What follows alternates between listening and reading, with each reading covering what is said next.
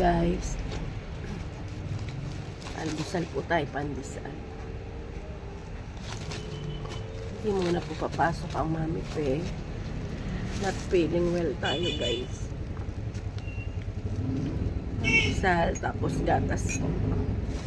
Namamaga yung aking labi. Hindi ko alam kung bakit.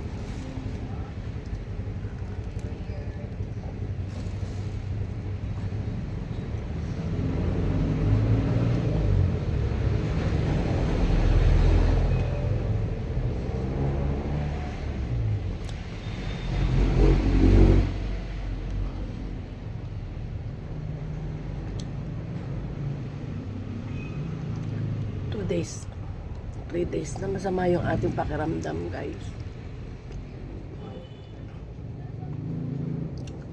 Meron tayong ubo, sipon, sakit ng ulo. Grabe yung pain ng ulo.